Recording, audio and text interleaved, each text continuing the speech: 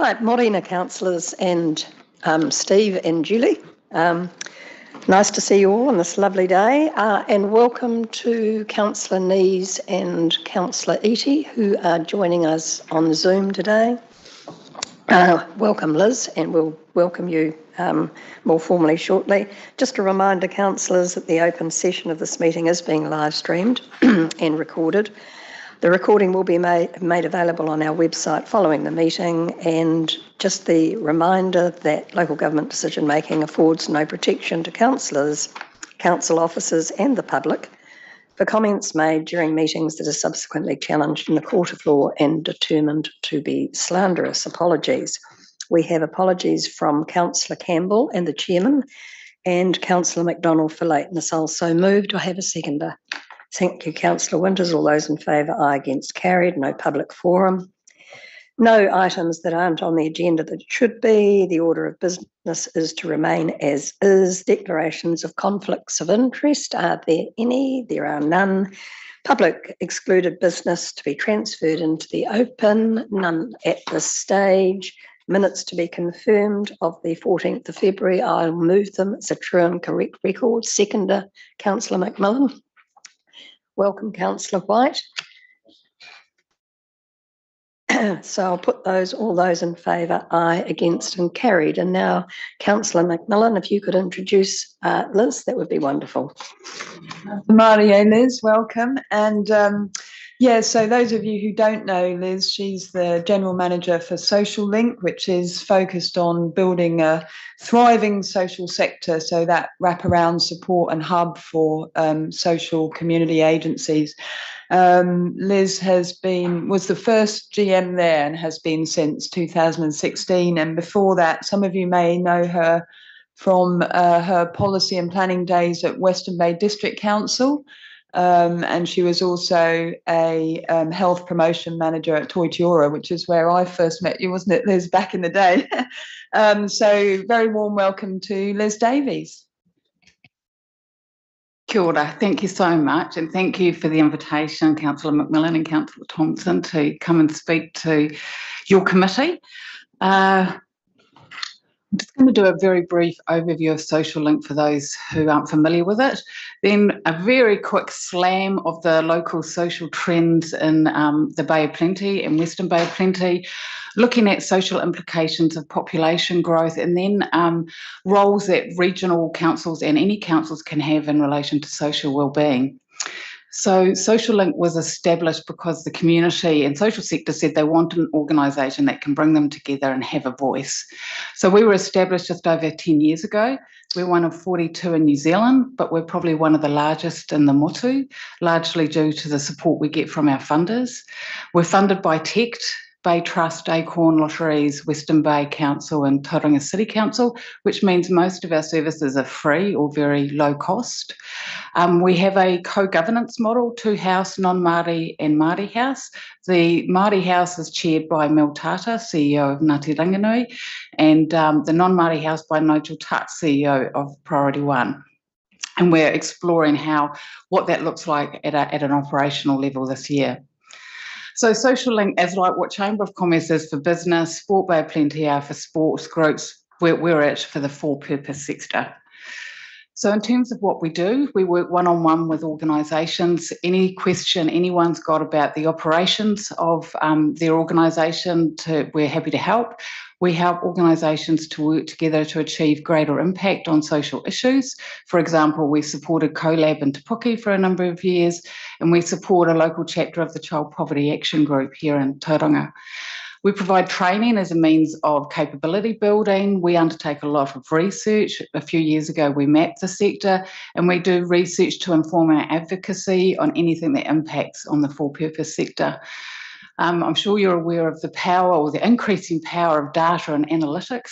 So we're wanting the community organisations to be able to utilise that as well by better utilising the data they collect, including drawing on national data sets to achieve better insight for decision making. And also we have social issue dashboards so we can track social wellbeing over time.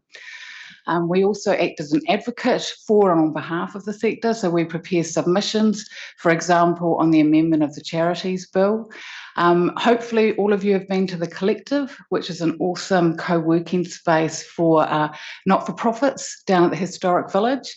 And most recently, we took on volunteering services to support and promote volunteering services, because unfortunately Volunteering Bay of Plenty had to close its doors, but we're really happy to do that because most community organisations entirely rely on volunteers. So into social issues.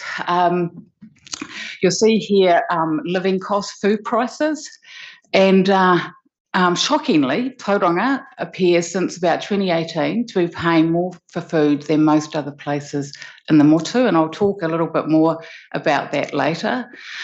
Then we look at electricity. We know with Trustpower, it's meant that Tauranga and Western Bay residents are on average paying more for electricity than most other parts of the country. So we know that it's almost a triple whammy. High food, so we've got cost of living, but then Tauranga is particularly high on food, electricity and housing costs.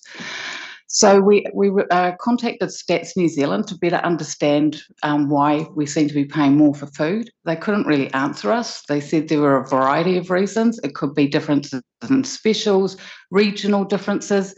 Given we're in the Bay of Plenty, you would think fruit and veggie would be cheaper, not more expensive, but an individual pricing decision. So we're not quite sure why that's the case. And we also know that last year the renting family paid $50 more in rent and as with rent increases, but they only saw a $25 increase in wages. So you can see, I'm sure you're all very aware of the squeeze that's happening for many people. In terms of community organisations, the impact of cost of living and lockdowns, in the lockdown period, it meant obviously op shops weren't able to operate, and many charities really relied on that revenue for their operations. And most charities don't have significant reserves to fall back on. Also, many of their revenue sources don't incorporate any cost of living or inflation costs, so often government contracts will roll over year on year with no increase, which can happen for up to 10 to 15 years. So they're effectively being defunded to deliver the same services. And like everyone else, they've got rising organisational and staff costs. And the double whammy there, of course, is that they're also seeing increased demand for their services due to cost of living, population growth, and the pandemic. No surprises here. I'm sure you're all very familiar with the housing situation. Median rent $640. I was alarmed to read in the paper that apparently Smart Growth are predicting that going up to about $1,000 a week in the next 10 years. So you can see from those stats, there's clearly housing affordability, lack of supply issues for Tauranga and Western Bay. But it's not only that, it's also the housing quality, that so many people are living in damp places, homes that are negatively impacting on their houses, their health through overcrowding, and in some cases, no heating. In terms of poverty, benefits rose $15 a week last year. That increased by just under 1% this year. And of course, that's all been absorbed with increased prices. Food banks is probably a good indicator of support people need. They're, of course, seeing increased costs in food as well. Well, they saw an extra 3,000 people last year requiring support. And the demographics of the people wanting that support are starting to change, including a lot more white-collar workers, two-parent families and solo people, particularly older people on superannuation. In terms of mental illness, increased demand for mental health services, with many people waiting for getting that face-to-face support. I think largely because of the pandemic, seen increasing rates of anxiety and depression, with just under 1 in 5 Bay of Plenty adults being diagnosed with anxiety or mood disorders. And if you're living in a deprived area and or Māori, you're more likely to be suffering from a mental health issue. And in terms of suicides, Bay of Plenty has higher than national average for suicide. I know this is all very bleak for the start of the morning. I'm very sorry. We'll get slightly more positive about what we can do. But in terms of finally, just looking at safety, I know the statistic is old, but is very alarming that we had the highest, and that's Tauranga, not the Bay of Plenty, had the highest number of child abuse and family violence notifications of any office. And this has been, I understand, going on for quite a while. So to me, that's the canary in the mine, saying we've got some very serious issues in Tauranga in particular. And with Bay of Plenty had the third highest number of children and babies entering into care, with Canterbury and East Coast being first and second. So, real huge concerns around whānau safety.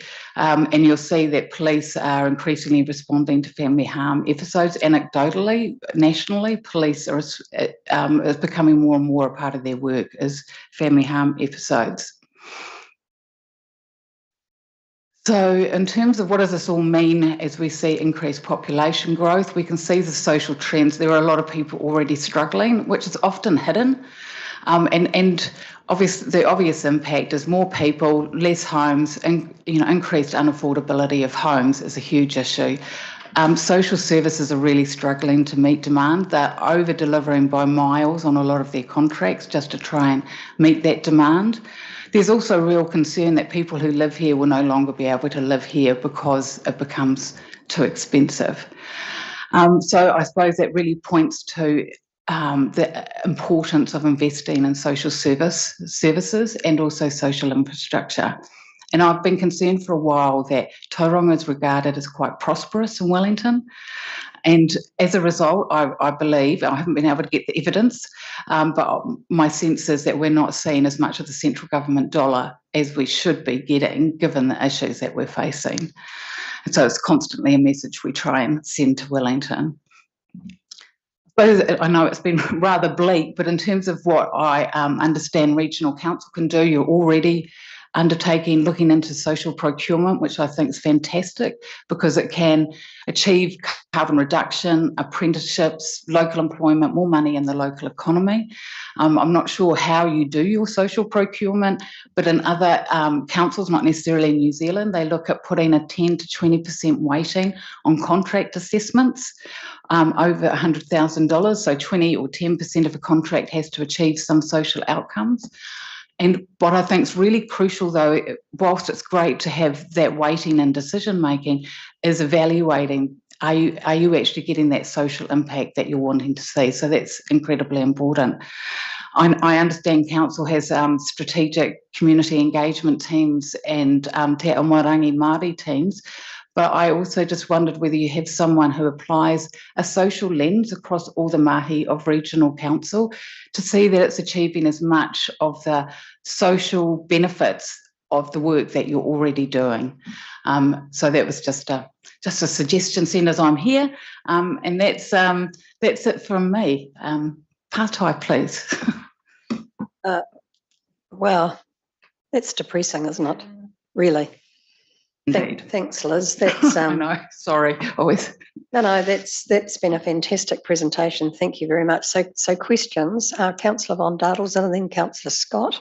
Yeah, just the child abuse statistics for Tauranga, very concerning. But what's more concerning to me, considering it as poverty and child harm is a big priority of this government, is why we only have 2017 figures to go on. What's the reason for that? And did you dig into that yourselves to get a result? And the other one, I understand what you're saying and all of it, but the reality is that everybody pays rates, either directly or indirectly, and we're overburdened more and more as councils by central government to deliver more without the funding going with it. And yet you're asking us to think about social, looking at contracts and weighting them 10 to 20% over 100,000. To do that will put up rates. You realise that, which will affect the everybody, including the lowest in poverty in this city. So, just a thought. Thank you. In terms of the statistics, it can be really difficult to get statistics out of government. Often we do OIAs, and often they don't localise it, let alone regionalise it. So it can be really difficult to get those statistics. In terms of the social, sometimes it can be a win-win. It doesn't necessarily mean the price is going to go up to also achieve social outcomes and environmental outcomes. But I take your point that. But I suppose sometimes it's not just about the cost, what other benefits and outcomes can be achieved in procuring goods and services other than just that it's cost effective. Scott? Thanks, Liz. It's very sobering, as you say. Two things. One is regarding mental health. And so I'm thinking from a regional council point of view, what can we take out of this? I know that in both Tauranga and in Whakatane, the mental health units have been put on the back burner. And from our point of view, particularly in Whakatane, it's if Mount Eden was the comparator, then it's a Hilton compared to what we put people in Whakatane. So anything that we can do to support whatever submissions you're making, or then I'm sure that we would be favourable towards that.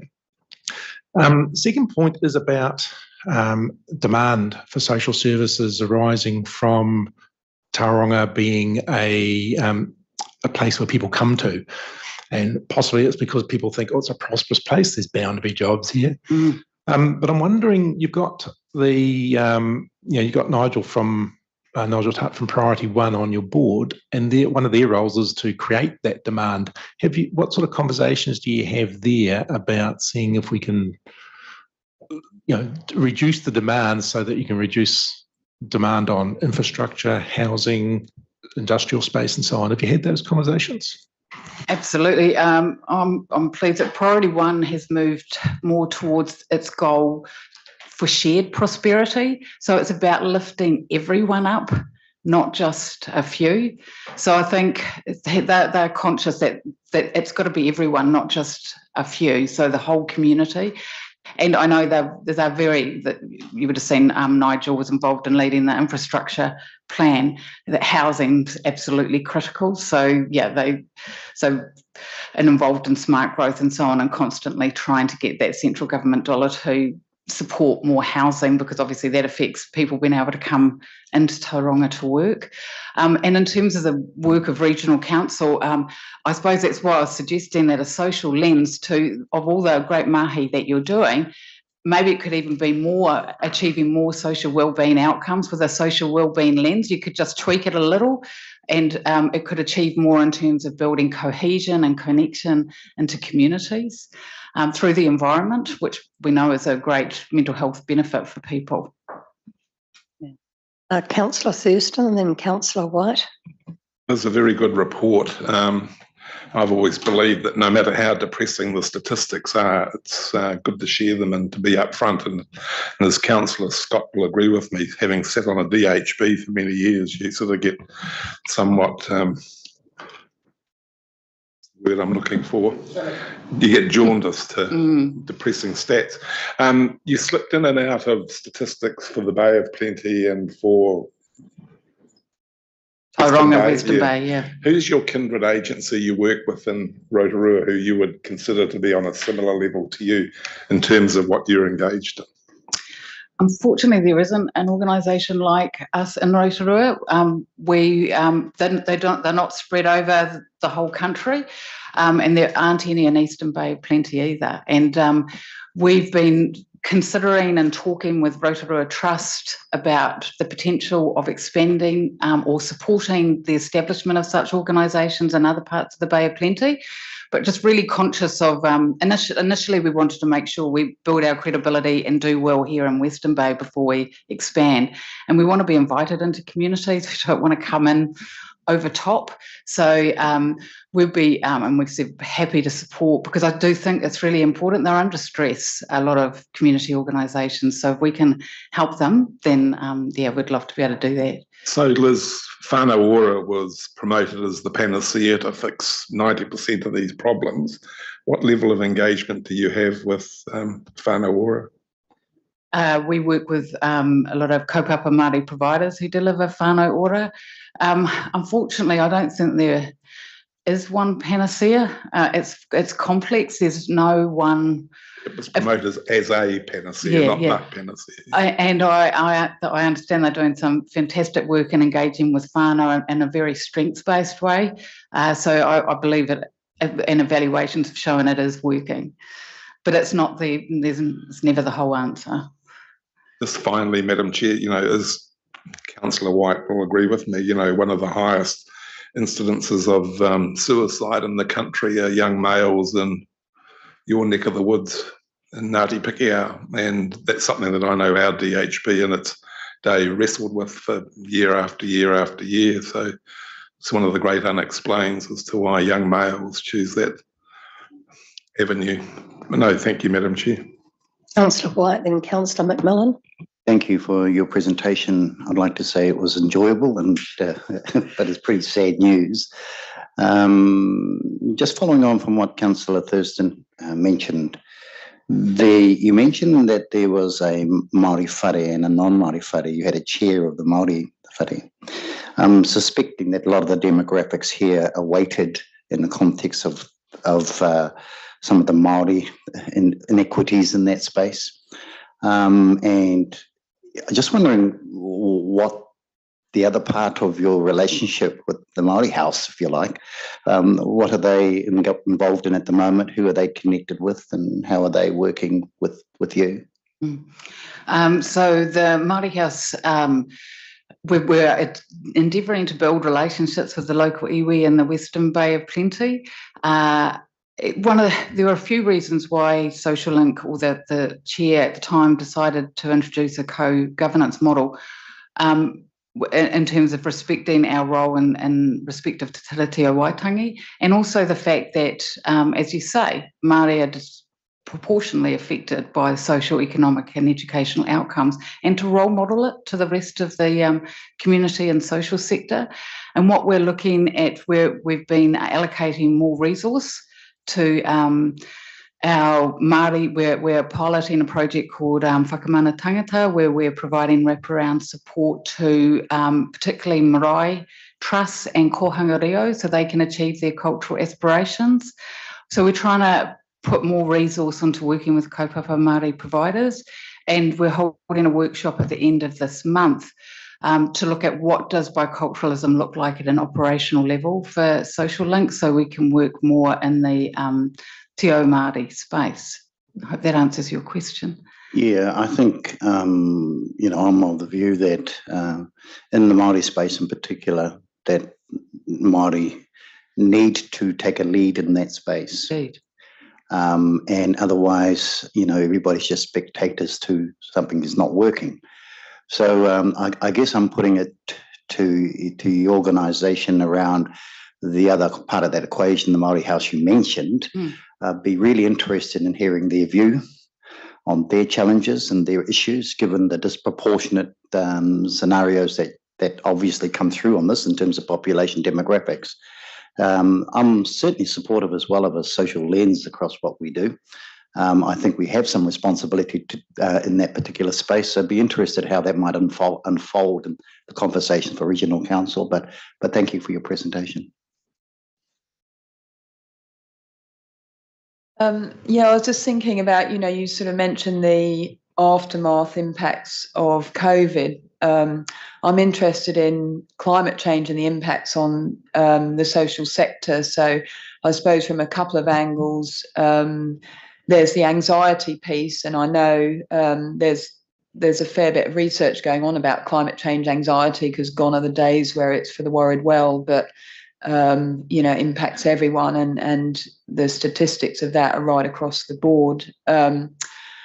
But also the impacts on these already squeezed organisations now having more concerns about adverse weather conditions. And I know whenever we get these rain bombs, I think about all those homeless people out there who, if the weather wasn't too bad, okay, they might find a nook or cranny to stay in. But when the weather's like this, what's life like for them? Even worse. And with the data and the mapping, is there a social sector climate change piece coming in, or is that something you're looking at in the future? And yeah. We've run a couple of sessions for the social sector trying to look at the connections between climate change and the social sector and social services. I mean, a really obvious one is that the most vulnerable generally in the community are the most vulnerable also to climate change, to whether that's heat stress because it's too hot, they can't afford air conditioning, or because it's so cold they can't heat their homes. Where they're, I mean, I think it's playing out in Hawke's Bay and Gisborne as well. That often is the poorer communities that are hardest hit, and Marae. So again, it's an equity issue in terms of when you're looking at climate change, that more resource should be put into the most disadvantaged communities because they will be hit the hardest, and often the ones that aren't insured as well, and those horrible weather events. Yeah. Okay, oh, thank you, Liz, for an outstanding yet sobering presentation. I just have one question of you, and thank you for the slide on the social sustainability of growth. Do you believe the social sector's voice is loud enough and heard well at the Smart Growth table?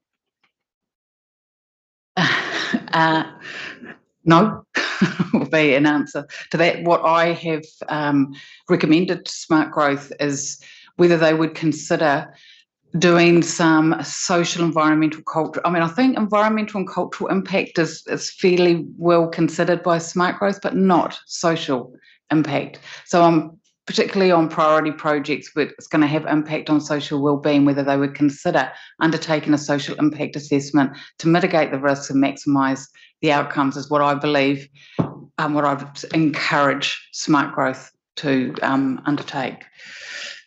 Thank you. Councillor Thurston, did you? Madam Chair, would you accept a resolution that we check out what Rotorua Lakes Council and Whakatane District Council and Opotiki are doing in this space? Absolutely. Please. Second. I'd be happy to move. Second. All those in favour? Aye, against and carried. And Liz, thank you. Absolutely outstanding yet sobering. Thank you very much for your time. I appreciate you giving consideration to social wellbeing issues alongside everything else. Thank you very much, Liz. Right, we're now going to move to the first of the reports, the operating environment. I'll hand over to Namuta. We'll take the report as read, but any further issues, Namuta, you wish to add? No further issues that I wish to add, but I will just check in with Julie in terms of whether there's anything she wants to add. The operating environment, as usual, provides you with an update as to what's happening in our operating environment. This one in particular covers what we know about the resource management reform, an update on national policy statements and environmental statements, touches on climate change, and I know there's always an interest in that, and also includes our strategy and policy work programme. But Julie, was there anything else you wanted to add? Yes, if I can just update, since the report was written, that we've now heard that the Environment Committee, Select Committee, that has been reviewing all of the submissions on the RM reform are now likely to get back, instead of the end of May, which is what's in this agenda item, it's going to be the end of June, etc. And also that the Climate Adaptation Act, which the report said may be introduced into Parliament in 2023, it's looking like it might not happen in that timeframe now. So that otherwise, it's whether there's any particular questions, etc. There is a little bit more information about the National Environmental Standard for Drinking Water that is included in the freshwater agenda item. A little. Thanks very much, Julie. Just before I go to Councillor Crosbie and then Councillor Winters, just wanted to thank Councillor Nees for the outstanding notes that she took from the Local Government New Zealand Zone 2 meeting. And I'm not sure whether Councillor Crosbie is going to comment on some of that subject matter, but thank you, Councillor Nees. The locality planning presentation was clearly very interesting. So now pass to Morena, Councillor McDonald and Councillor Shirley. Now going to pass to Apologise for lateness, an hour and a half to get from Momokara this morning. Councillor Crosby, then followed by Councillor Winters. Thank you, Chair. If I can just add to Julie's report, I understand that one of the reasons for the delay of the reporting back on the RM was the sheer number of submissions and the sheer number of proposed recommendations that came from the Select Committee, a large number, which is good. You know, that shows that people were engaged and making positive suggestions. In my travels, I've had a presentation which I'll forward on to you from Te Mata Arawai, who's an independent water regulator that's been stood up. And the new CE gave a quick overview of which I'll highlight some matters that impact on the regional council. At the moment, they have 80 staff and growing, so developing to quite a really large organisation. They're seeking to have a regional footprint, in other words, have some people on the ground in Dunedin, Christchurch, Palmerston North, yet to head up this way in the northern area of the country. Obviously, they've been focusing on getting registrations for the major water supplies, which they have, some 2,000. And they're looking to do some in-depth work on about just under 500 of those. Still waiting in the wings, there's some 75,000 other small supplies to be registered. I think what's of interest to the Regional Council is the concept around what they've described as a tri-regulator model. So clearly there are three entities that have a focus on that. One is Te Mata Arawai themselves, which is to set and enforce quality and safety standards. The Commerce Commission now is being deemed to be the independent economic regulator under the Three Waters proposal. One of their roles is to make sure investment happens to uphold standards and also take a view on cost and pricing, which is pretty standard for an economic regulator, be it in the electricity industry, gas industry, whatever.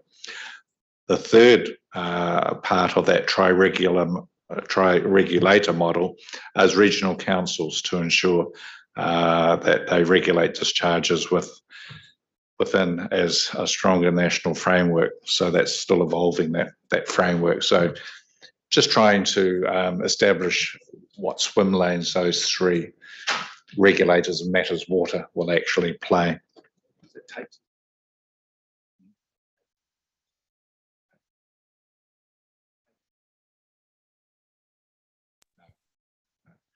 Future for Local Government, as we're aware, the panel has been beavering away writing their final report. We now know that that's going to be released in an event which I'll be hopefully attending in Wellington on June the 19th. So we'll all be looking forward to that.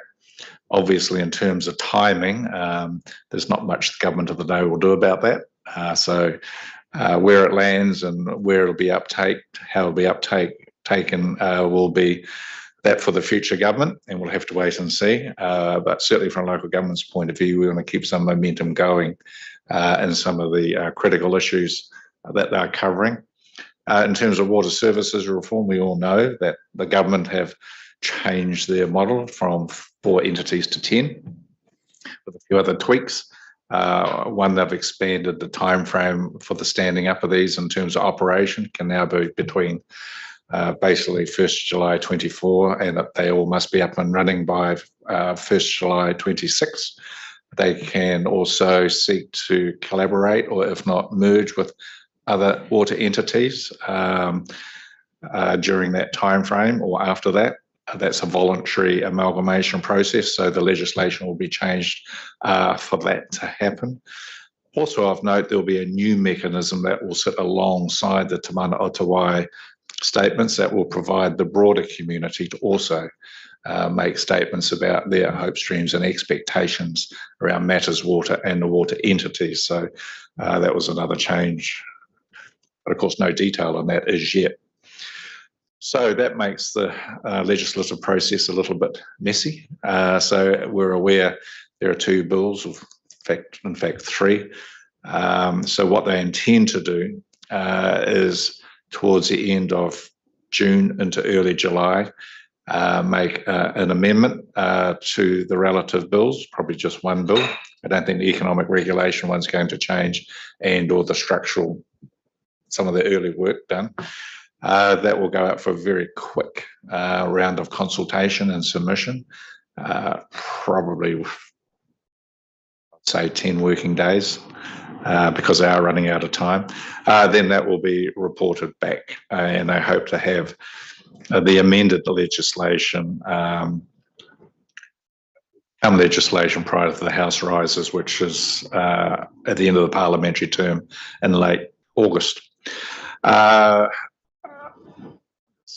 that, yeah, so those are just some interesting updates that are happening on matters that might affect certainly our council, but a very, very busy time in Wellington, no doubt, trying to squeeze all these reforms through before the House rises. Thanks very much, Councillor Crosby. That's great. So Councillor Winters, then Councillor White. Thank you, Madam Chair. I'd like Nick to answer this question too, as well as Julie, but there's a term being bandied about at the moment called a budget bonfire that the Crown is embarking on in terms of slashing the cost or the budget for climate change initiatives across New Zealand. So what does it mean for our work program going forward that we've started and not going to achieve? Nick, are you in a position to?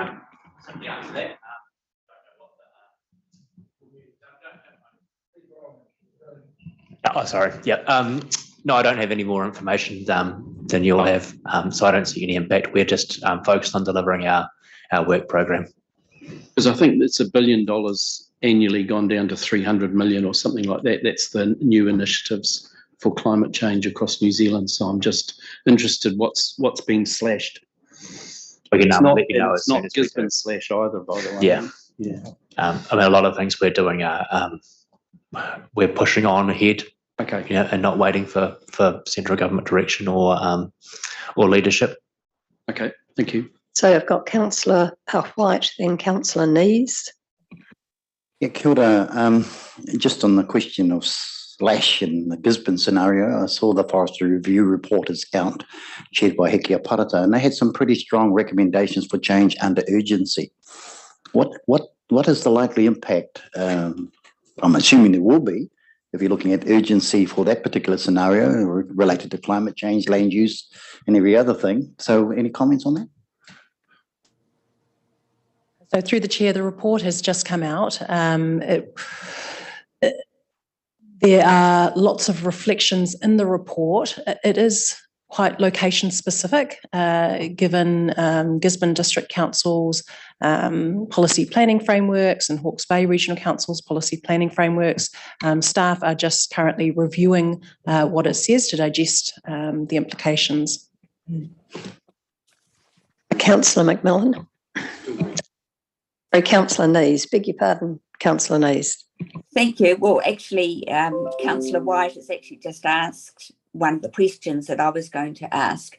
There was a good summary about what government is doing about the National Planning Framework and bringing that work forward, and it was good to see that revision of the NPS for renewable energy are building in some resolution of conflicts through the various policy tools. But I guess my point is that given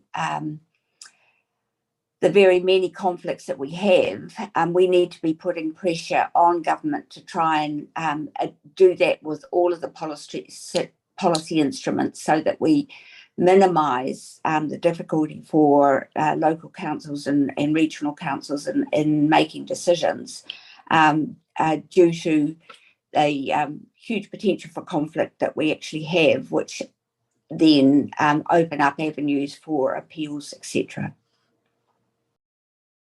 Very good point. Nabuta, do you want to comment on that? Pressure on government? Absolutely. Certainly the direction you've given us over the many years is to get as greater clarity as possible between overlapping pieces of national direction. So the more the better clarity we have in terms of which national direction trumps which and what circumstances, certainly as staff, that is really useful for us. So we will continue to push that point in our submissions that we make. Thank you. Councillor McMillan. I've got two different questions. The first one is, and I don't know if Nick maybe come up again, to talk a bit about this climate action portal. I don't really know anything about that. Are you able to tell us a bit about what that is? Jane. Tēnā koutou, Councillor. This is Jane Palmer, one of our climate change experts. Through you, Chair. At the moment, it's still being shaped up by MFE. It was an action that was included in both the emissions reduction plan and the national adaptation plan. And there was an informal sort of confidential discussion with some of the staff at MFE who are starting to look at what that portal will do. It's kind of perceived as being an everything for everyone, I think, at the moment. And we've been given feedback that they probably need to try and focus down a bit more. They're wanting to pull information across from all the government agencies so it sits in one place that's relevant to climate change. But there's a question really about who the users would be.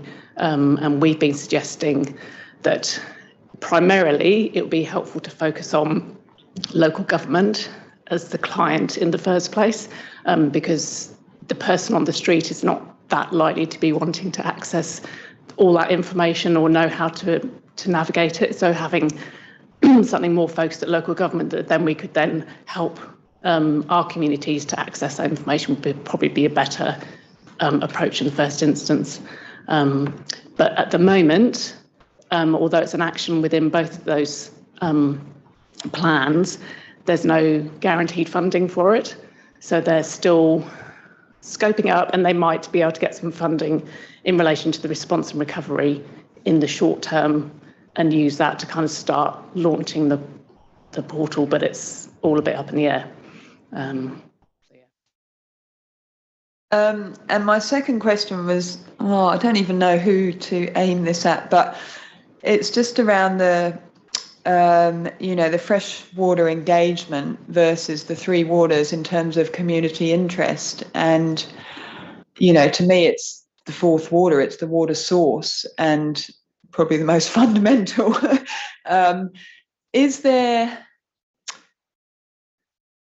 Why is there such, we've had relatively little turnout comparatively. Obviously, if you put a sign saying freshwater discussion, you'd have hundreds of people turn up probably, if you had three waters, whereas freshwater, no one turns up, or not no one, but yeah. Can anyone talk to this? Should we be steering it differently? Should we be calling it the fourth water? Or I wonder, through you, Muta and Julie, Steph, are you happy to address that matter? Poor attendance. Good, everyone. Steph McDonald, our team leader for community engagement. Kia ora koutou, councillors. There is a paper on freshwater later in the agenda, but just to clarify, the numbers reported in our paper are people who've chosen to register on arrival. So we have spoken to more people than are listed in that paper. In terms of attendance, I guess I'd also just kind of quantify that some of the FMUs, the freshwater management units, their populations are only about 1,000 people. So it's a small number of people that we're drawing from, and we expect to build momentum and build exposure and interest from the community as we become more targeted in our communications and awareness gets out there. So I'm happy to speak more about that when we come to our paper or respond to questions as appropriate. Perhaps if I could just add through the chair as well, it's often easy for people to react to something or to get involved when they understand the personal impact on them. As part of our freshwater process, we're early on in the process and that we don't have tangible rules, methods, objectives for people to go, oh, right, oh, okay, that's what it means for me, yet. Certainly we're in the framing up process where we're getting lots of ideas. So sometimes it's hard to react when you're in the very exploratory phases. Yeah, so over time, that might be more bite-sized pieces that people can see as more tangible, and maybe even the media sort of picks up. So because at the moment it's sort of flying in a way under the radar of the mainstream population, whereas Three Waters, everyone's talking about it and there's banners up on hillsides and things still, but you think through the process that it will get more and more momentum. And yeah, absolutely, it's hard to react to something when you don't have something tangible to react to or respond to. And we're at the framing stage, so it's hard when you come with a bit of a blank sheet almost. And certainly we've framed up concepts, ideas, key points to talk about, but once you've actually got rules, objectives, methods drafted, that's when people can understand, oh my gosh, right, that relates to me because I now need a consent or, And this is no criticism of the process. It's just, I suppose, pondering on, this is really important too. Thank you. Thanks. So, Councillor Thurston.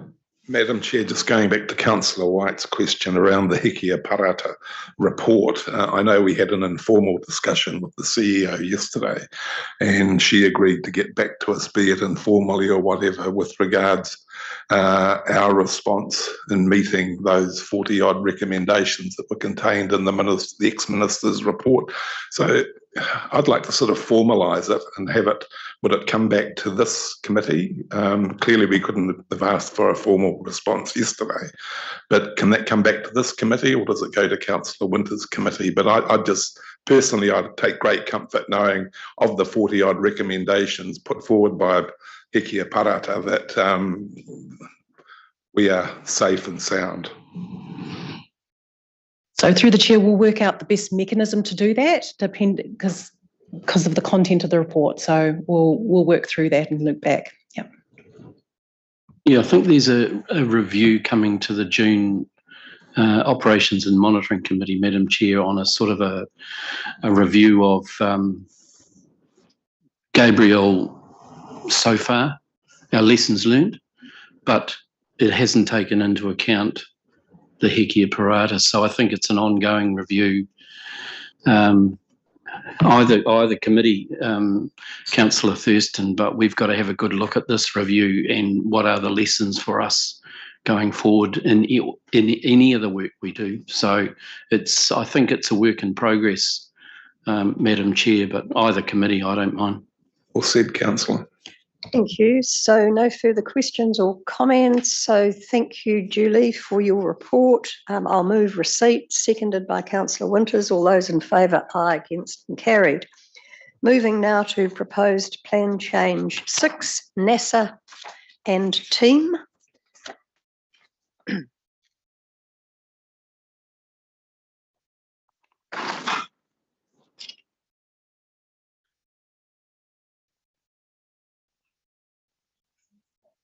Sorry. Nessa and Samantha, thank you for your report. So we'll take it as read, but over to you. Thank you. Morena, councillors, thank you. So today we're seeking confirmation on the appointment of chair for the hearing panel, and we're happy to take any questions. Thank you. I shall move the recommendations 1 and 2, which sees the chair confirmed as Mr. Robert Scott. Is that a second from you, Councillor Crosbie? Thank you. Debate, discussion in relation to those recommendations? There are none. Move them. All those in favour say aye. Against, carried. Thank you. Must be an all-time record. Right, thank you. We're now going to move to draft proposed plan change 8. Oh, and welcome back, Nessa. You might not be quite so fortunate in terms of timeframes this time round, but again, comprehensive report. Thank you very much for that really important report and proposals. So NASA, over to you. Morning, Madam Chair, councillors. So happy just to take this report as read, noting that I presented at the workshop on the 28th of March, talking about the implications of the NPS highly productive land, particularly our requirement to map highly productive land in the region in the regional policy statement. This report essentially seeks endorsement of the project plan, the communications and engagement plan, but in particular seeks the mandate to be able to commence early and meaningful consultation in line with the expectations under the NPS and our own regional policy statement, policies for consultation. Happy to answer any questions. Thank you. Thank you. Councillor McMillan. Kia ora. What I'm just wondering is if an area is highly productive land and then the freshwater outcomes that happen to neighbour that area require that land to be retired or no longer used as highly productive because of land use change, required land use change to get freshwater outcomes, if it's highly productive, does it mean you can't then retire it? So we have an existing situation in the region for the Rotorua Lake catchment, where there's policy direction that says generally in the region, the protection of versatile land, which is the same as highly productive land, is the priority, except for the Lake Rotorua catchment. The protection of water quality can trump that consideration. There is a requirement to consider the interlinkages between the outcomes sought by the NPS for highly productive land and the National Policy Statement for Freshwater Management. So these are matters that need to be considered, recognising too that the specific areas of highly productive land will be mapped. So those considerations will need to be made on a case-by-case basis. Okay. Yeah, that's great. So it's good to know that trumps that. And I just had one more question, which is, let's say in the future there was infrastructure, for example, hypothetically, a rail corridor. Would it mean that that could never be altered through highly productive land once it's set in stone? So there's specific clauses in the NPS to provide exemptions and allows for the operation, maintenance and upgrade of infrastructure, and including subdivision. Normally subdivision of highly productive land is very difficult. The expectations of the bar is high if you can, excepting where there's infrastructure. In answer to your question, yes, there's provision to provide infrastructure corridors where they would affect highly productive land. Yep. So I have Councillor Nees followed by Councillor McDonald. Thank you. One of the questions I've got is there any size limit for the mapping area of highly productive land? I guess it's a matter of realistic scale, but there may be some small pockets ideally suited for smaller scale agriculture. So how are we dealing with that scale issue? So there are criteria around the mapping, and you can exclude small areas of highly productive land. And so already commenced that discussion with the TAs, and in particular Portuguese District Council wanting to exclude areas or sites that are 1 hectare or less in size that are comprised of highly productive land. These are considerations that haven't been set in concrete yet. They're qualitative matters to be considered, so they'll be fleshed out. But I mean, in terms of the areas that won't be mapped as highly productive land, well, highly productive land is defined as land use capability classes 1 to 3. there are a lot of areas of class 4 land that are currently in productive horticultural orchards, kiwi fruit and the like, particularly down. An example we looked at recently was in Oporiki.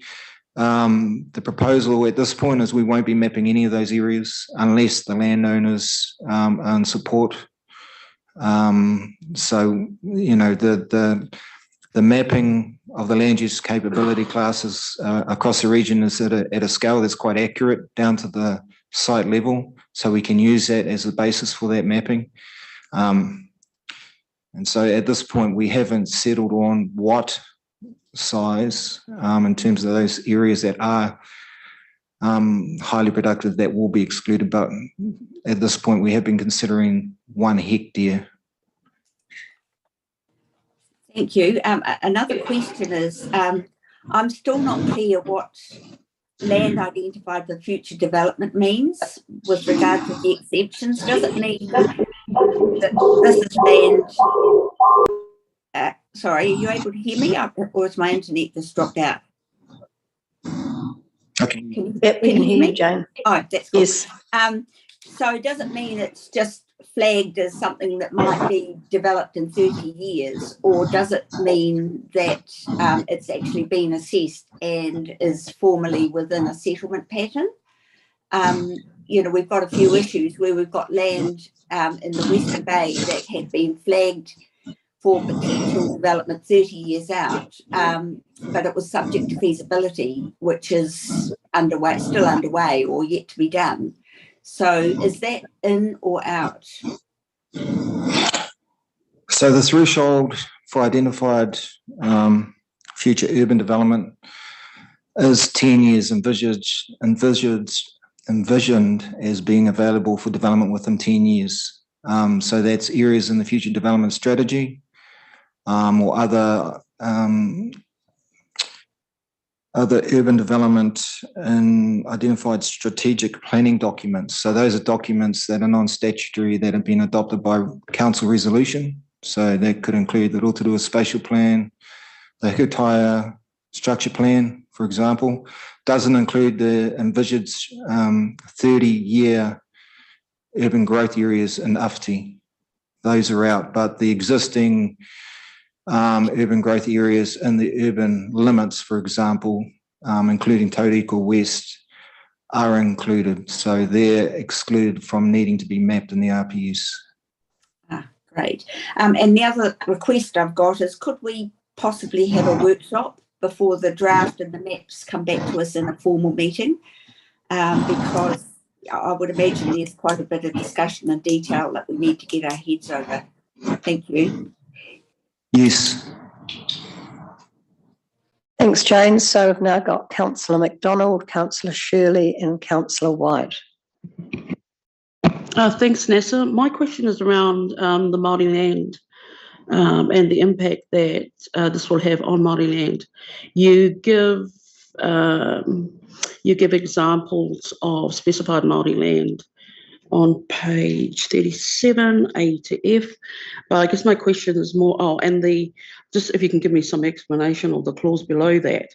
But my question is really around where there may be an intention by some Māori to have the status change so that that restriction doesn't apply on their pieces of land in regards to the development of Papakainga. I guess when I'm looking at from a more local perspective, and if we look at Tauranga, for instance, what impact does that have with what we're trying to develop here around Papakainga development in those areas that are predominantly rural, not within the urban limits, the likely impact this may have on that? So there's similar exclusions for specified Māori land in the same way that the exclusion exists for infrastructure. So specified Māori lands, land that's under the Tuturi Whenua Māori Land Act. The issue will be land that is in general title owned by Māori. And so we have an example Whakatoria Māori Trust Board are in the process of changing the status of general title land to Māori land to enable them to undertake a papakainga development. So that is an impediment where it's general title land and they're wanting to develop it. The exclusions don't apply. That's essentially the issue that you're contending with. I'm not too sure what was the other provision you wanted an explanation on. I just wanted an explanation on the clause below the examples you've given, on the A to F examples you've given. Then you've got land that is rezoned into Māori People's Zone or included into Māori People's Zone is not highly productive. I didn't quite understand that. Okay, so it's any land in a rural production zone or rural zone that is highly productive needs to be mapped in the RPS. But my understanding is that if it's in a Māori purpose zone, it's exempt from being mapped in the RPS. Councillor Shirley, then Councillor White. Yes, we've touched on this before, but I'm still seeking clarification on this mapping of the highly productive lands. I think from what you said, it's sort of the class 1, 2, 3 soil types is essentially the criteria, and that you pointed out some areas sort of east of the Potiki would be excluded. But my difficulty is the misnomer of this highly productive, because you can have highly productive, very lucrative wine production on arid, bony and fertile gravels, which would never be classified as highly productive on our criteria, and yet in terms of economic output, they are highly productive. Could you just sort of work us through that? And because if we're mapping it, it's not necessarily, we're not really mapping for highly productive. So you're referring to the giblet gravels? Well, yes, it's not so much relative to our region, but I'm just thinking on a broader scale, and there would be parallel examples. But yeah, a good example of wine is favoured in fertile, bony gravel soils that would never be classified as highly productive under our criteria, and yet they are. So none of those anomalies have been raised at this point through any of the discussions that have occurred. So anomalies meaning anything outside of land use capability classes 1 to 3. So at this point, that is the baseline for mapping. But if anything else does crop up in terms of it being highly productive but not meeting those criteria, then they'll be up for consideration. But I haven't come across anything, or nothing has been raised at this point in time that is an equivalent to that type of scenario. I'm sort of thinking you could have hydroponic production on very arid, bony land. It'd be very productive, but it wouldn't be based on the soil type. I don't know if the mapping would encumber that use anyway. If you were to do hydroponics, you could do it in an urban setting as well. I mean, we had dinner with a group from the States that are looking at vertical farming and sites for vertical farming, including assessing the possibility of doing it in Kawerau where there's geothermal energy and some potentially soon to be defunct infrastructure, but that wouldn't be affected by any of this mapping. Councillor White. Kia ora, Nasa. Councillor McDonald asked a couple of questions that I was going to ask, but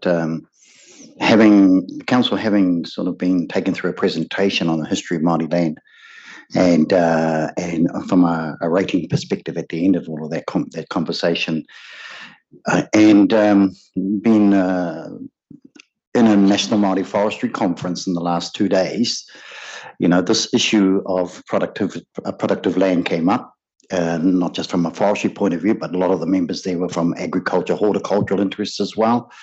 Very strong interest in Māori in the context of what denotes productive land, and on the land that they do have, attention around, well, we need to make our decisions around the use of that land without it being unnecessarily locked away. Papakainga housing did come up as well.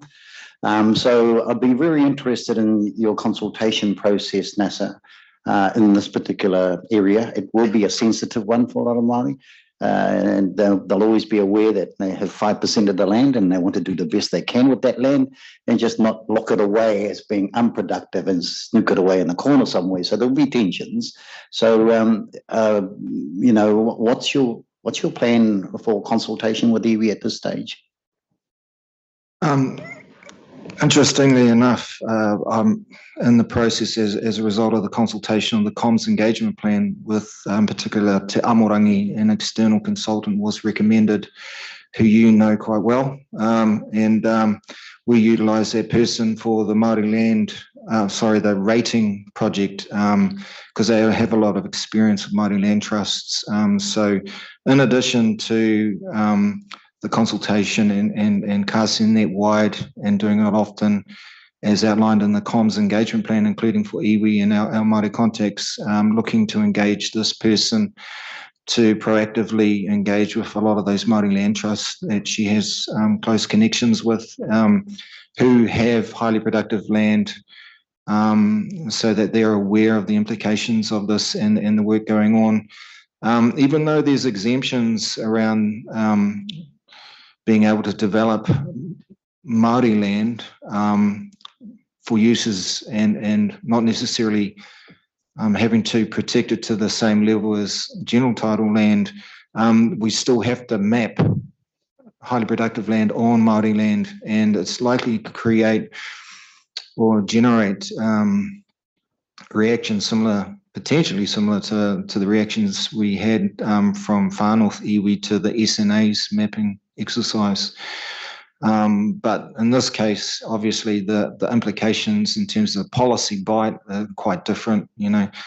The identification of SNAs essentially locks those areas up and excludes the ability to be able to utilise them, whereas in this case, whilst we're required to map highly productive land on Māori land, the exclusions for enabling the development of Māori land for non-rural production activities still exists. So just in regard to that, there is, of course, that very detailed communications and engagement plan, and specifically noting, Councillor White, the processes that are being suggested to be followed for Māori.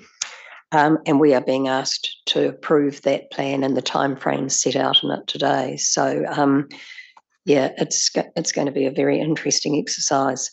Any further questions or comments? Nessa, thank you for a very comprehensive report. This is going to be of real interest. And again, it's going to provide the clash of NPSs, which is going to be an interesting issue for us to have to work through. So I'm going to move recommendations 1 through 4. Councillor White, second. Further debate, discussion, there being none, I'll put it. Those in favour, aye, against and carried. And we will now adjourn for morning tea and see you back at 11 o'clock. Thank you.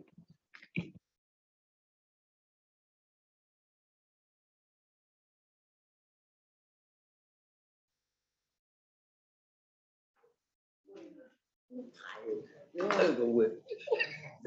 Too much. Hey, mate, apologies.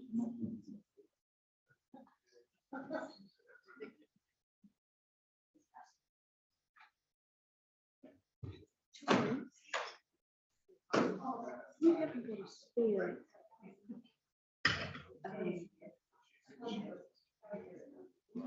Those stories you did, which are absolutely fabulous. You haven't got a spare tauranga moana floating around. So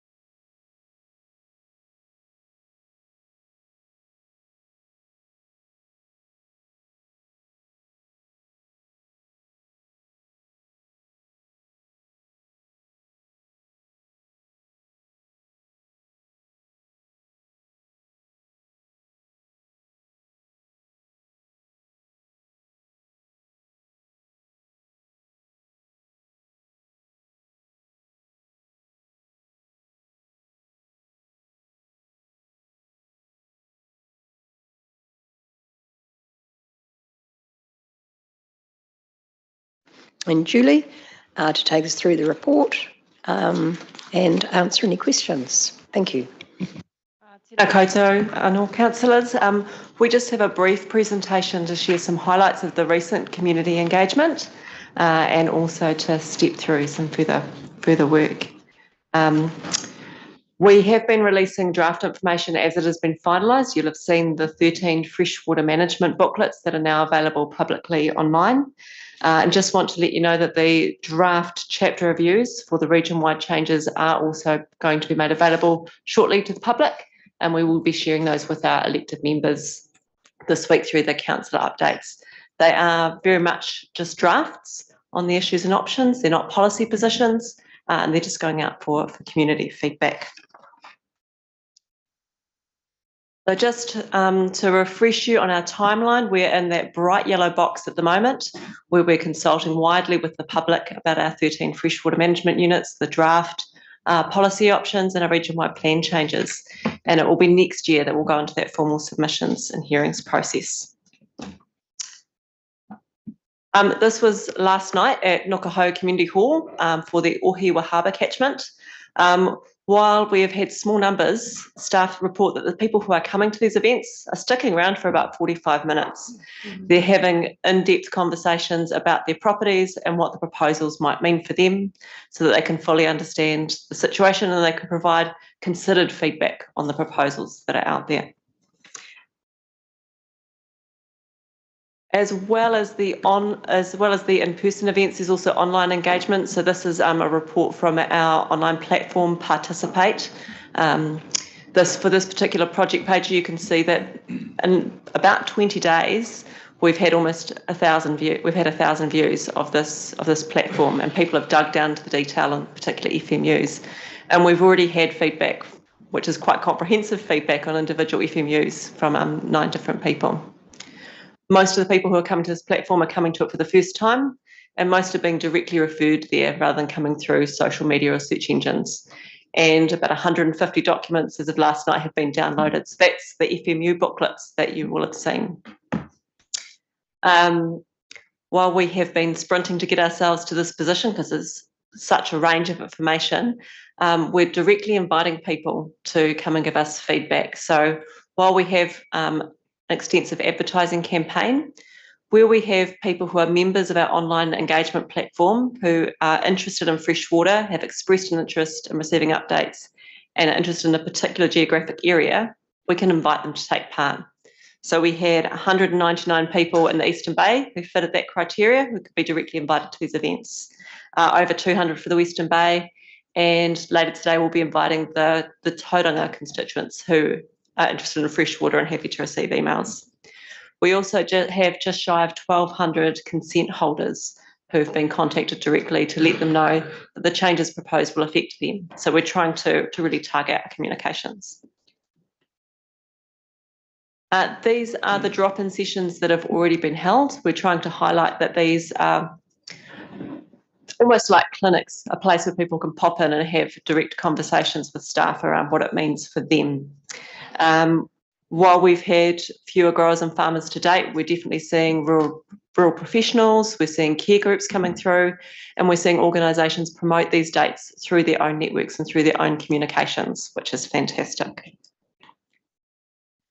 We have more drop-in sessions coming in May. On Wednesday, we'll be at Te Kaha. We also have Waiweka Otara, Waiotahi and Tauranga Moana this week. Next week, we have Rotorua, Te Arawa Lakes, and on the 30th and the 31st, those will be the first groups that we're going back to for a second time. So Tarawera River will be in Kawerau and the Whakatane. That photo there on the right shows some of the water samples that our scientists have been collecting to talk with community about what it means to see suspended sediment. The one on the far right is the Whakatane River. The Waikōkupu was looking pretty good last week. We also have a series of Huia Rohi, which our Te Amorangi team are leading the coordination of. These will be happening this week and next week, and they are being held in session times, so from 2 to 4 and then from 5:30 to 7. So we welcome all community to come, but they have had targeted invitations and they've been taking registrations, and those are being advertised widely as well. and to Stephen for the national regulations. So just before we pass to you, Stephen, councillors, any questions or comments with regards, Councillor White? Yeah, just to confirm that previous slide you just put up, the 3 Māori constituency members around this table will be chairing those. Okay, you've got facilitators for them. I just heard that one of them is not well, so we might have to chair and facilitate at the same time. Yes, there's a chairing and facilitating shift in the agenda for our constituency councillors. Arapira Tahana is still available for kohi, but the facilitator we had for the other 2 is sick at the moment. So Charlie's not available for Rotorua tomorrow? As I understand it, yes, he's not available. So the expectation will be that I facilitate that as well? Absolutely, facilitator. That's all right. Bye. Check if I heard you right. Did you say you're not getting very many growers and farmers turning up? Is that what you said? Through you, Madam Chair, yes, numbers have been low. I would say on most events we're having probably about 10 to 15 people come, but those who are coming are landowners who've got real skin in the game. Other events, the event in Galatea was very popular. We were right next to the school. We had school visits, and then the kids brought their parents back in after school, which was fantastic. We're running these events late afternoon, early evening, so that people can come after they've finished their milking, after they've finished work. We have had people arrive 10 to 7 just before we close because they've just made it back from work and they really want to have a chat with staff about what this means for them. So I appreciate that the numbers at this stage of the game are small, but it is quite a targeted issue and it is quite a heavy issue. And as people understand what it means for them, I anticipate that our numbers will grow. And you're getting themes that are coming through quite solidly? Or? Yeah, and I think issues, I'm not the planner. The planners will have different views, but I think different catchments have different areas of concern. For example, the Waitahanui is an area where water allocation is an area of greater interest. And so that's what we heard about in the Waitahanui.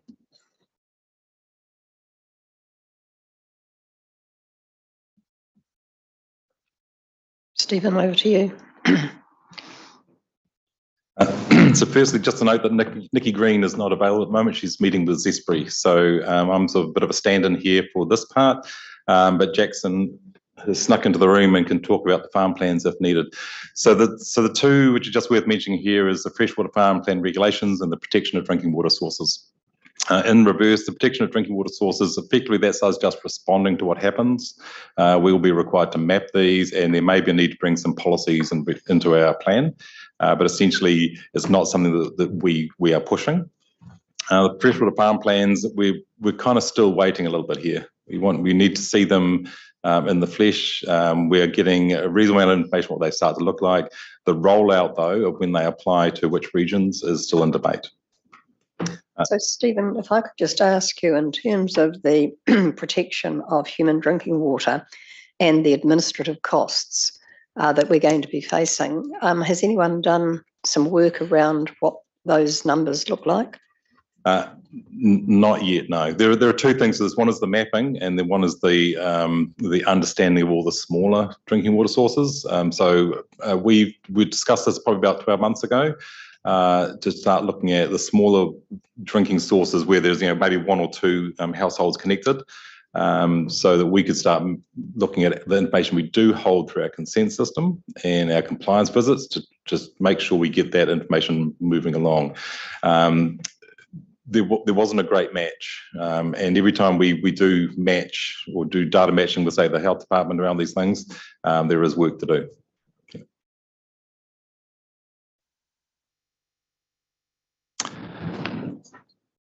So the next part of this is, and this comes from the workshop, so this is how we accommodate Mataranga Māori in the regional plan, and that's into the future.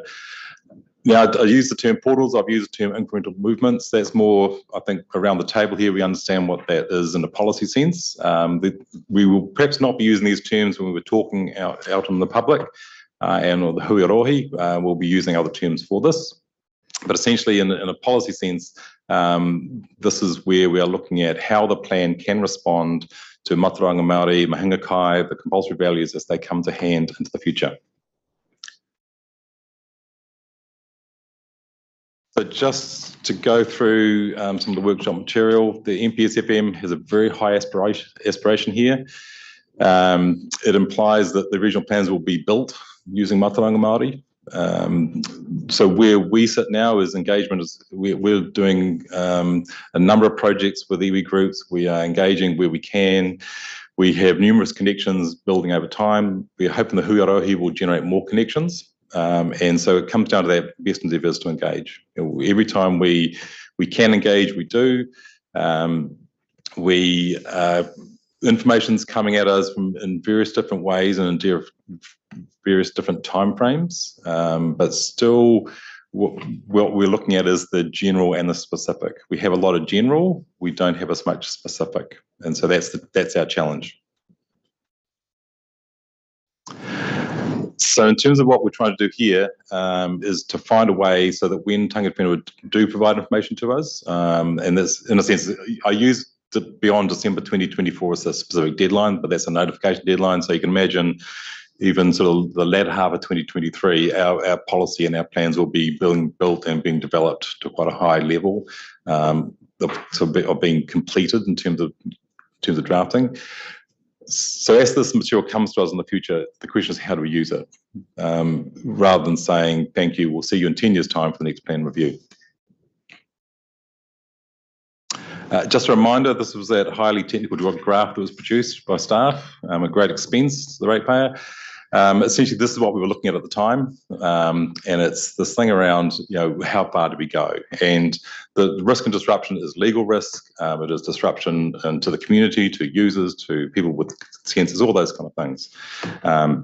And so what we've come down to is what we think is a reasonable balance of what we need to do and what we need to achieve. So these were the mechanisms that were sort of put into that incremental bucket, the portals which are just going some way down the track. They all have, in a sense, a place in law now anyway. So, for example, iwi management plans, iwi plan documents are referred to in the RMA. We have a legal way of we respond to them. So if they are produced in the future, in a sense, nothing changes. However, what does change here is we would be working with those iwi groups to say, we are looking for that specific freshwater information. And so that's what we mean by the term enhanced here.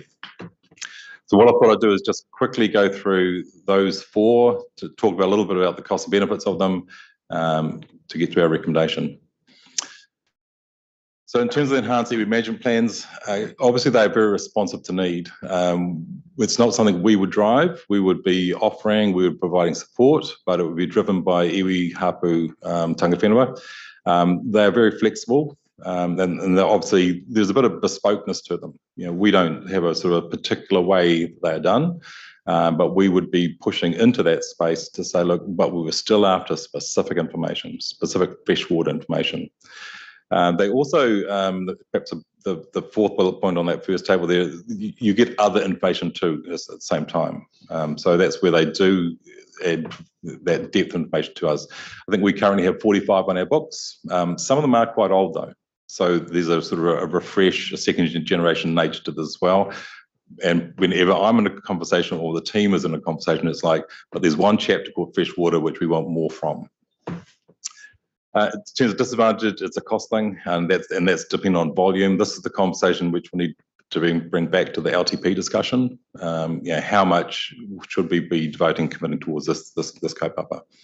And they do have a lower level of policy impact. The laws that currently states take into account. There's nothing more than that. There's nothing more that would come from an iwi plan document of that nature. So we just jump to the next one, which is plan changes. In a sense, again, this is standard. This is what we currently do. Plan changes occur all the time. Probably it's easy to start on the disadvantage side of this one, and that's cost. Hopefully there would be small plan changes. We would think that they would still sit within the streamlined planning process for freshwater, but that's a bit of a question. There is a delay, obviously, in actioning material. Material would come to us, we'd say, well, we're not doing them every week. We do them on a say a 2-year, 3-year, 5-year time frame. That the time frame is still, there's no specific decision on what that would look like. That would be up to the council. And again, that's effectively an LTP discussion. So it's cost and time come into that. However, it is a specific process to incorporate material directly into a plan, and the Schedule 1 process applies to it. So you get that certainty and that testing through that process. And again, just noting there, potentially it's the streamlined process, which hopefully limits the scope of what we'd be facing in terms of a process.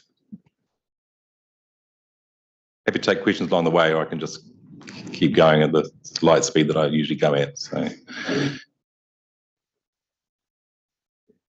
yeah, that's us.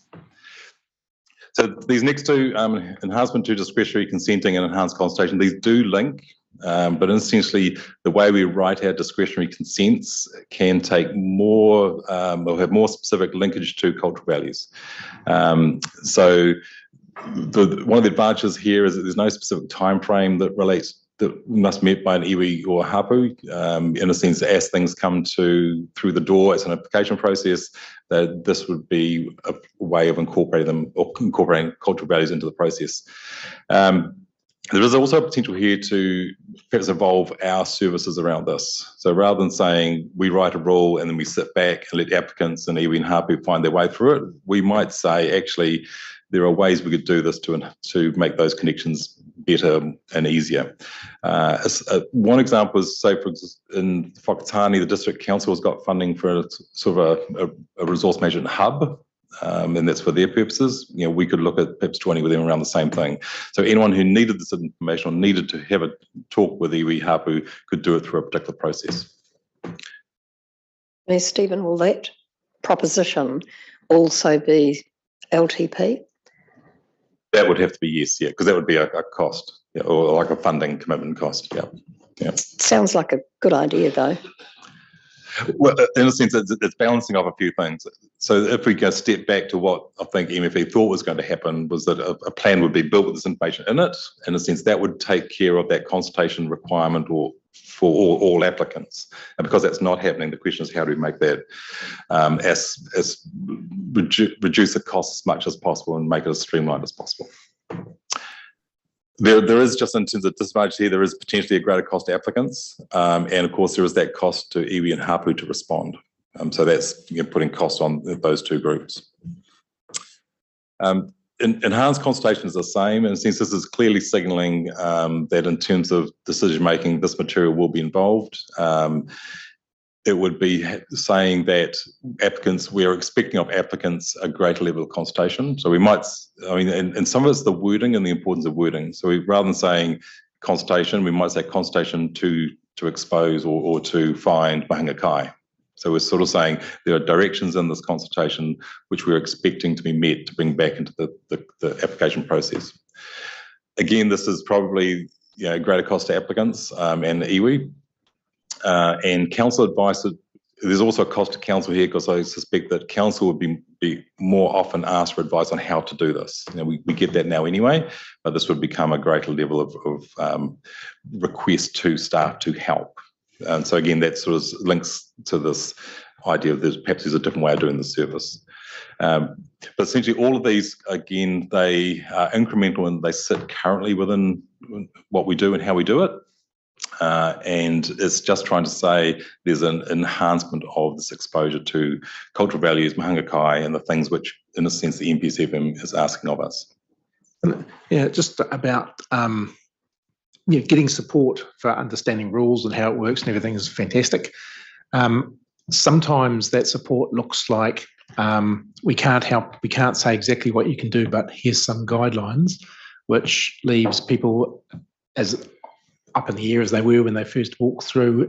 Have you thought about, but you don't want to go too far, otherwise you're sort of in danger of being appealed against or something, I guess. Is that line moved at all, and what are the implications of that if it has? I'm not sure that line has specifically moved, but as an example, there's one I'm familiar with up the coast where the information was passed across, the contact was made, but there's no response, and so that leaves an applicant in a difficult position. But it might be that we then say, we have contact up the coast, we'll make that connection, and just to take it a little bit further. So, is this important to you, the iwi hapu? Is there some way we can make that connection happen? So but that's a cost on council, and that's something which the resource consent teams would need to be mindful of how, as you say, how far they step into that. And I suppose a question I have, and maybe our Māori councillors might be able to help. What happens in the event that iwi and hapu disagree? Each other.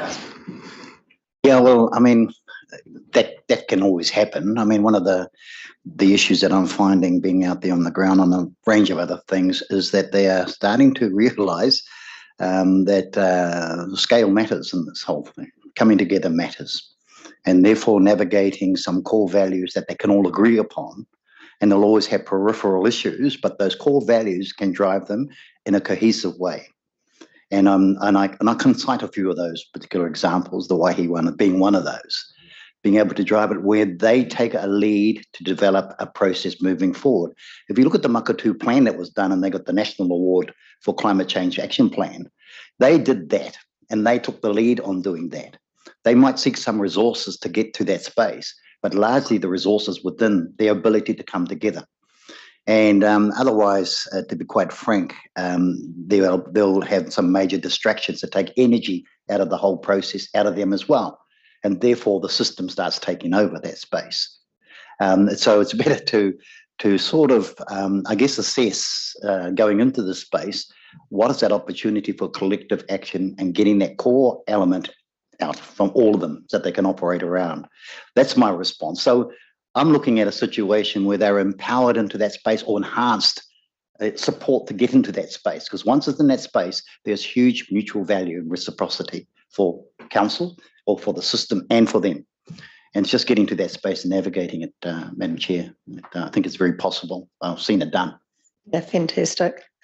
Your roles are obviously pivotal in terms of this kind of, this come together. Sorry, Stephen.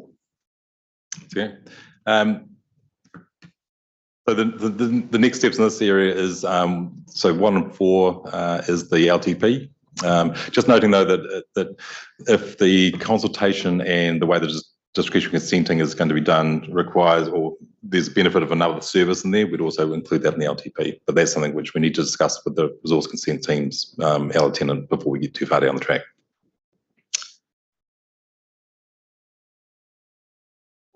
Just also a note about the medium and larger movements. The specific thing here is that incremental, the smaller ones we are comfortable with. We think they fit right in. Everything else, if we saw a need to engage in it, would need to come back as a policy option. I think you heard from Rachel Boyd previously that there'd be greater need for a wider legal examination of anything which we were stepping into.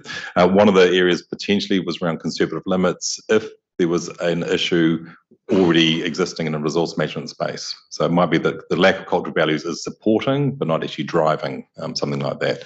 But they are in the very firmly in the policy options, which we need to be brought back to council bucket. That's the end of the presentation. Happy to answer questions. Thanks, Stephen. So our staff recommendation in front of us is for the incremental methodology. Correct? Yes. Yeah, okay. So, councillors, any further questions or comments before we move to the recommendations? Councillor Nees. Oh, thank you. I've just got one question. How important is it that there is public notification or public awareness of this new information coming in that needs to be taken cognizance of? So what we'll be doing is starting to talk about this approach, and so the public will be aware as they start to understand, the rule drafting and how the policy starts shaping up, that this is part of the picture. Yeah. But they may not necessarily know down the track when a new document is added in or is required to be taken in account in consideration of a consent? No, they may not, but that's currently the way the law is established. So if an iwi plan document arrives tomorrow, it's taken into account.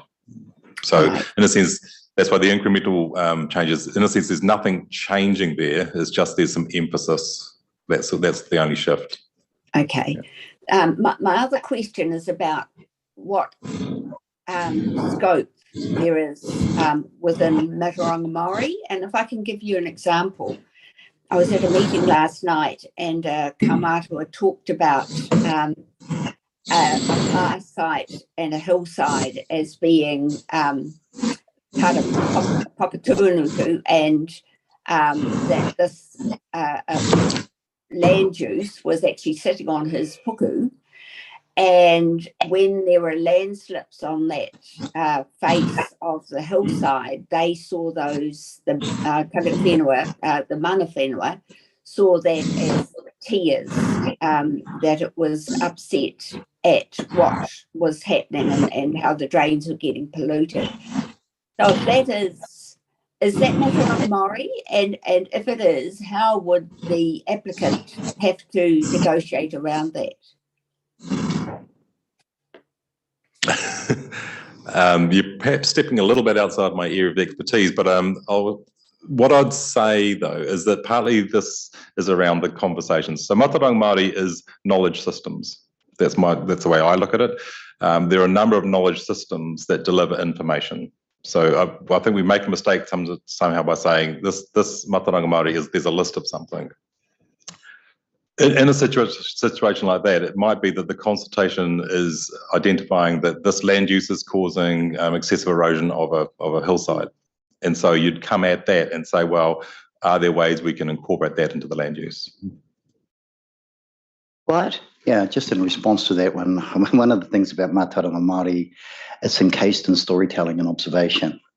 So the hillside slipping, reflecting tears coming down, eroding some of the spiritual values of the land. You might actually be able to find an explanation from a science perspective of what's driving that erosion, right? So on one hand, you've got an observational storytelling knowledge system. On the other hand, you've got a science that measures it or has the implications of what somebody's done something to the land that's caused drainage problems or whatever else. So it's there. This is how the two meetings of the ways come together. So what the Kaumātua was talking about is his story's observation of a particular sacred part of the land. It's sliding down, it's slipping now, and it's exposing parts, and those are the tears. And he talks about, and so yeah, there's relevance in both. It's how you actually how it gels without sort of diminishing either or. Because ultimately you want a solution. Thank you. That's great. So, Stephen, have you finished? Okay. Councillor Crosby.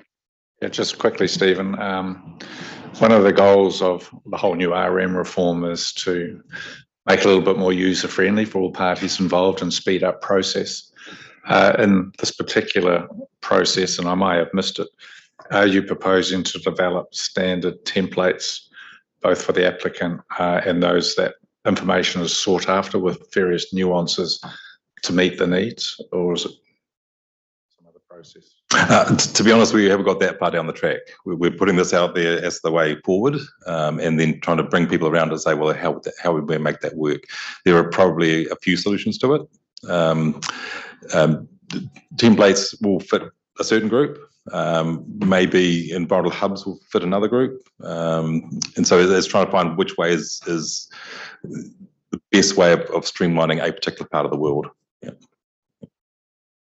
So just, Jackson, I'm just conscious you're here, freshwater farm plan regulations. Is there anything you'd like to talk to? I see that you're trying desperately for us to be a late starter off the blocks in this, but we might not get our way. But I just think, do you want to make some comments? Yeah, kia ora, councillors. I guess there's a lot of uncertainties still. In the region, we have a lot of industry like Fonterra dairy farmers and Zespri kiwi fruit growers. We're not sure how those industries will support the certification and development of farm plans. So that's an important issue to resolve before we offer to start. We're also considering additional farm plan requirements in our regional plan in those FMUs where we need significant water quality improvement. So we don't want to have a shifting goalpost for those farmers. We'd rather have those requirements for farm plans lined up to be one and the same thing. And we know the regional sector is under a lot of pressure to bring farm plans in sooner rather than later.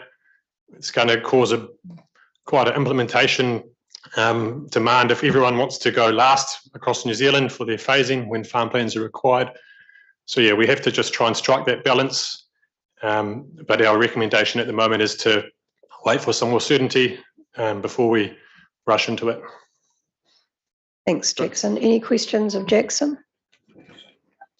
Okay, so I'm prepared to move recommendations 1 and 2. Do I have a seconder? Thank you, Councillor Crosby. Further debate, discussion, there being none, I'll put the motion. All those in favour, aye. Against, carried. Well done. Thank you very much, team. Excellent. Right, we're now going to move that the public be excluded from the meeting for the reason